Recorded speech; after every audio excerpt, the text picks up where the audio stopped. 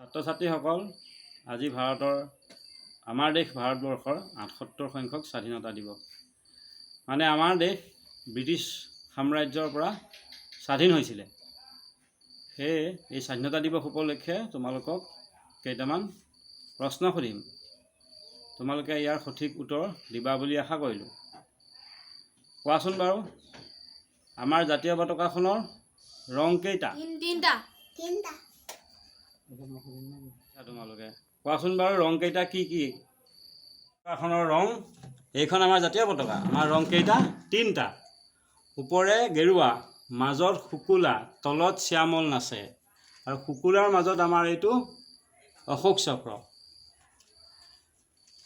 এইটো শুকুলা মানে হ'ল বগা, শ্যামল মানে হ'ল এয়া সেউজীয়া, আৰু এয়া গেৰুৱা ওপৰতো। তোমালোকে দ্বিতীয় প্ৰশ্ন, আমাৰ অশোক স্তম্ভৰ চক্ৰটো মানে ক'ৰ পৰা লোৱা হৈছিলে পতাকাখনত? তৃতীয় প্ৰশ্ন তোমালোকলে, এই অশোক স্তম্ভটোত কিমানডাল দাণ্ডি থাকে? 24 ডাল। আৰু এটা প্ৰশ্ন, চতুৰ্থ প্ৰশ্ন তোমালোকলে, আমাৰ দেশ কাৰ শাসনৰ পৰা স্বাধীন হৈছিলে? ব্ৰিটিছৰ শাসনৰ পৰা। এই 15 আগষ্টৰ বিষয়ে আমাৰ এখেতে তোমালোকক দুআষাৰ কৈ দিব, তোমালোকে মন দি শুনিবা। ল'বা হা। আজি 15 আগষ্ট 2024 চন ভাৰতৰ 74 সংখ্যক স্বাধীনতা দিৱস। 1947 চনৰ 15 আগষ্টত ভাৰতে ব্ৰিটিছ শাসনৰ পৰা স্বাধীনতা লাভ কৰিছিল, আৰু সেয়ে আজি আমি ভাৰত মুক্ত নাগৰিক।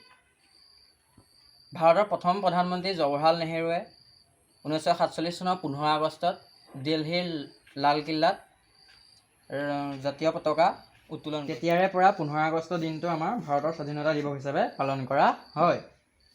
গান্ধীজী, নেতাজী সুভাষ চন্দ্ৰ বসু, ভগত সিং, ঝান্সী ৰাণী লক্ষ্মীবাই, চৰ্দাৰ বল্লভভাই পেটেল আৰু জৱাহৰলাল নেহৰু আৰু হাজাৰ হাজাৰ সাধাৰণ মানুহলৈকে দল হৈ একেলগে সংগ্ৰাম কৰিছিল আৰু ভাৰতৰ স্বাধীনতা কঢ়িয়াই আনিছিল। আজি সেই সকলো মহান বীৰক আমি শ্ৰদ্ধাঞ্জলি জ্ঞাপন কৰাৰ দিন।